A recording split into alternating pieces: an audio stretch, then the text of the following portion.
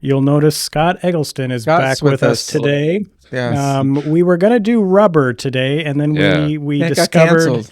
that, oh my God, you can't find that thing anywhere. So unless you have the DVD or Blu-ray, you're out of luck. So we've moved on. Don't you have that though? I don't. What? Oh, wow. No, I You don't. have I thought you had every horror movie ever made. I don't have that one. That's really weird. I wonder why someone chose not to have their movie out somewhere. It's not that hard. Well, if my movie's out there. I know, and so it's very strange, and so I don't know what the deal is. So we're putting that on the back burner for a while until it shows up again. Okay.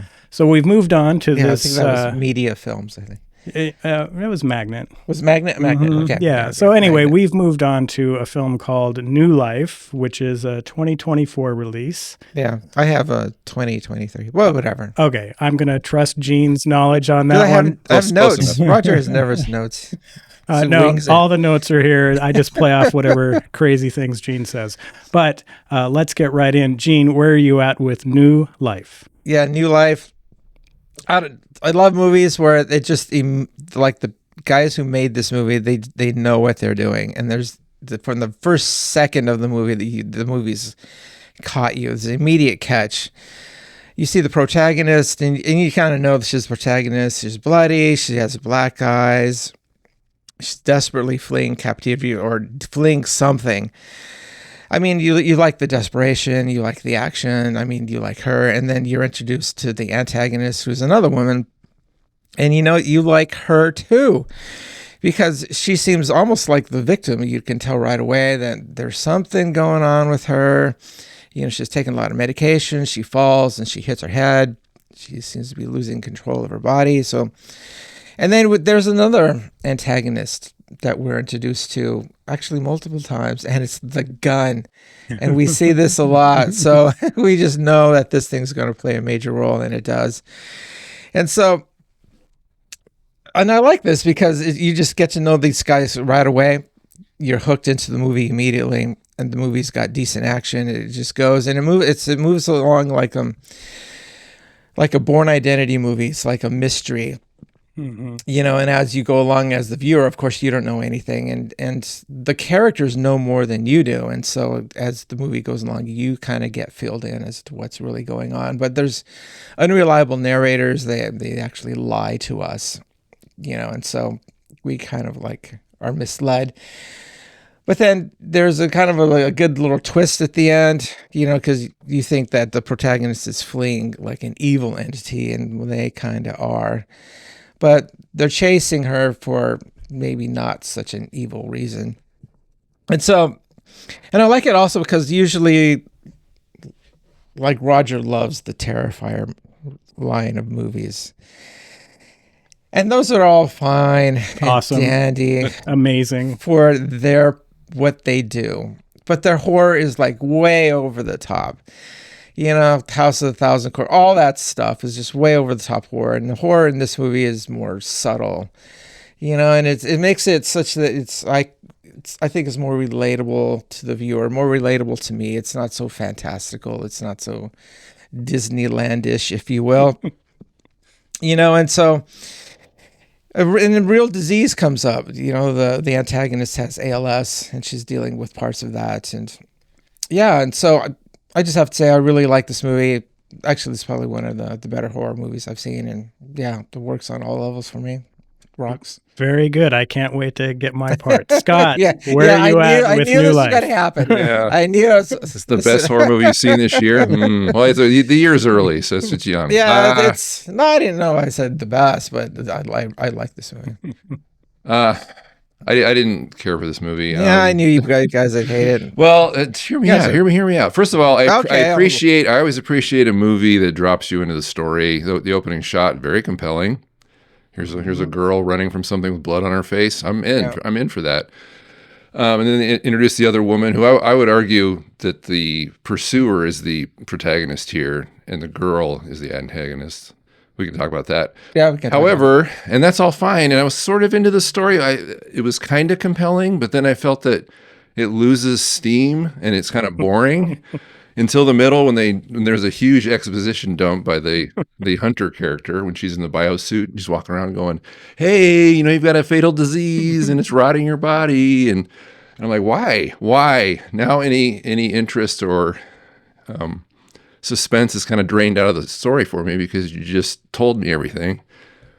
And then, as you mentioned, it's an interesting idea to compare a real disease to essentially what's a zombie movie, which is what this kind of turns into. They call it a massive Ebola strain or whatever. Yeah, they say it's Ebola, but you know right away that they're lying bacteria. To you. But it's not Ebola. It's trying to be a zombie movie, especially after that middle section. At the midpoint when she gets attacked by the farm couple. And so the antagonist. I don't think she's the antagonist because she's the one that changes, not the girl. The girl stays the same through the whole movie. So I don't think she's the protagonist, the girl. Anyway. So, okay. So then you're going to turn it into essentially a zombie movie. But I thought it was an interesting idea to compare ALS, which they clearly lean into, and they have like a person who has ALS featured. Yes. However, I think comparing ALS to a zombie Ebola strain is in poor taste. I didn't like that. I didn't think it was handled well. I thought that the actors were okay, but they're not really given anything to latch onto as far as character because like one thing about them, the girl you just know had her husband died or her boyfriend died. Yeah. And they like to camp, I guess. And then the Hunter character, who's supposed to be this expert in an X-Files kind of way, is really bad at her job because there were some scenes like when she gets eyes on the target, for example, she like stares at her. And so the target turns around to see her and she continues to stare at her and give away her position essentially instead of like faking being on the phone or looking down or something. That kind of stuff. I was just like rolling my eyes. There was a lot of eye rolling moments in the story for me, especially in that scene when she gets out of the car to pursue the perfectly able-bodied woman instead of maybe using her car, stuff like that. So in the end, and then there's like this lame joke at the end where it's implied that she's now a carrier, but the whole tone of the movie is not jokey. So I didn't care for it. I thought it was kind of clunky and not the interesting elements that they did have in it weren't handled well. So. I'm actually, I'm surprised that your dislike of this movie is so intense. Yeah, I know. Yeah, I am definitely recommending this movie, but I liked it for reasons that Scott sort of touched on as not liking. I burst out laughing. My wife even had to kind of come up and see what the deal was when the big reveal of Ebola comes up. I just thought that was hilarious. So here's this intense scene. She's in full hazmat gear. Yeah. She's like, Ebola. And I'm like, oh my God, you've got to be kidding me, right? That's the big reveal. And it flashed me back to a number of Italian horror movies where Ebola is the thing, like Ebola syndrome and stuff like that. I'm like, wow, this director must have been really big on Italian horror to just throw the Ebola angle in there. And I loved it. And I also immediately so you have that background knowledge with there. But it was a lie, and you know it's a lie. It's not Ebola. It's not. It's not the Ebola. Evil pharmaceutical company trying to cover up their dangerous experiments and all this crazy stuff. Yeah, we've seen that before. So it was all great. But then I loved which Scott is calling the protagonist, and I actually do agree with you on that because you do follow through with her whole story. And so I would say, yeah, if anything, you've kind of almost got two protagonists set up sort of deal. But I couldn't get out of my mind, and I even texted Gene this. It's like budget Linda Hamilton that they've hired here because all I could think of was Linda Hamilton. And so I just, I don't even know what the actress's name is, but I'm just like, yeah, it's the budget Linda Hamilton. Linda Hamilton. Linda Hamilton was full of philosophy. Right. This woman's got You're thinking Linda Hamilton from like the latest Terminator movie. Right. The older exactly. Linda older Hamilton, Linda, more like Stranger Things, the season 5, right? Where it's just kind of, budget Linda Hamilton here. She was pretty old. But I just enjoyed this movie, and the other thing I'll point out, and you guys who've watched this show a lot, I'm all about short running times. This thing's like 82 minutes, so it sets up this mystery. I had flashbacks to the opening scene of Martyrs, Gene, where the girl is all bloody walking down. It made me think of that as well. Mm-hmm. And I just thought the story they're telling, they've got it nice and compact. Runtime. There is this mystery at the beginning where what the hell's going on, which is why I laughed out loud when it turns out Ebola, which is just hilarious. But it's not Ebola. It's not Ebola, but it's just hilarious that they threw that in there. And so But it's just a cover story. Yeah, it's right. Just Yeah, their cover you know, story. they have. You know, if you watched that old show, and I can't remember what that was, Jennifer Garner was in it, where she played like she thought she was a good agent, but it was actually Alias. Alias, yeah. So it kind of has long-running TV It kind of show. has some of those vibes going on, because there's this guy that just randomly calls Budget Linda Hamilton, and he's kind of lying to her and stuff. That was Budget F. Murray Abraham. Right, you're right. It was, and so. I just enjoyed this movie. It's you are really on the side of the girl at the beginning, because my mind went to, well, she's fleeing an abusive relationship or something like that. And then you have this other layer where, wow, people are trying to get her, so maybe she's some sort of spy or something. So I'm down with this movie. I don't have a problem with it, but I also like the title. And Scott, talk to me about the title. The title is New Life. Yeah. And this movie is really about that kind of the changing of my life to another. So Budget Linda Hamilton has ALS, right? She does, and it's starting to really manifest. She's told itself. to embrace it, right? Her Right. friend And then it. the girl at the beginning is obviously going into a new life situation and stuff. So I really liked how they used that title, and there's all these different things about how life changes over time, or changes because of a catastrophic illness or something like that. So I did enjoy that title, and how it does actually affect and play into the characters. You know, I took like the title, because I tried to figure that out, but I think the title in a way is a lie too. Like they make the cover story of Ebola, because at the beginning, remember, they deconstructed the new life. They got rid of the N, and then the life became if, and so I just think that's a lie too, because the story is, and then also there are some lines in this movie about that the older couple were helping the fleeing girl. Her character name is Jessica Murdoch, but they help Jessica as she's trying to escape, as she's on her journey. And then Jessica asks the old guy, it's like, why are you helping me? And the guy says, because I live in the, what did I write? Because I live in the power of reinvention, thinking that she's trying to reinvent herself. Mm-hmm. You know, but I think even that's misleading, because she's just fleeing for her life. I don't think there's really any reinvention here. If anything, any reinvention, it's the other woman, Elsa Gray is the character name. You know, it's because she's being forced to reinvent herself. And in a way, both these women represent they're women who, they just have a simple goal in life. They really just want to see the world. Yet there are forces that are preventing them from doing so. Like a good script. Yeah. No, I thought this was fine. So, in a way, I thought you would really appreciate this, because this movie is clearly shot on a lower budget. It was great, everything else. And it's a good story. You know, the movie just works. Well, and it was a COVID shoot as well, because they talk about that at the end credits and things. And they also do a big shout out to ALS researchers for helping them understand it. They do. But there's scenes where it's just one character in a warehouse talking on the phone to Budget Linda Hamilton and stuff. You're like, yeah, we're totally making sure that COVID is not infecting all of our crew here. Yeah, well, they know what's going on here. They're knowing on the pharmaceutical, and it's a deadly strain of it'll destroy you. Mm-hmm. You know, and it's highly contagious. So that's, you know, the hazmat suits for that. Yeah, but it just seems like this movie wants to lead us down the wrong direction, and I think even the title is kind of because new life. There's no new life. They're both being destroyed. Both women are being destroyed. Well, but I think the new life part is about how you have to accept certain things that are going to happen to you as you live, and it really is turning you into a new life situation, right? So the Budget Linda Hamilton character, she is beginning to experience the onset. Elsa Gray. Okay, thank you. ALS.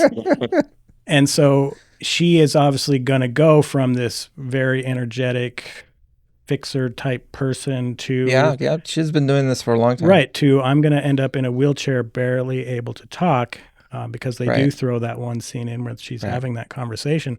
And so in a sense, yes, that is going to be a new life for you, because you're going to have to adjust to all these changes. And I think the same thing applies to the main girl at the beginning, where you're going to also be experiencing this new life. And for her, it's going to be like a zombie life or something like that. You're going to be a zombie. So I liked this title, and I liked how they actually used the title as an example of what they're doing in the film. Yeah, and another way of deception I thought was the line. They have a line in here, and then the other woman who already has ALS, she meets them by Zoom, right? I think, and she says, "Misery is powerful, and so is acceptance." And this movie has a lot of misery. And finally, at the end, Elsa Gray kind of is accepting her ALS fate. But even then, her acceptance is shortchanged because maybe she's now the carrier. Because one of the great scenes, is that the guy is in her condo wanting to help her out. He's like an ALS expert, and then he starts coughing a lot, and that's one of the major first symptoms. But it's played like a joke, though.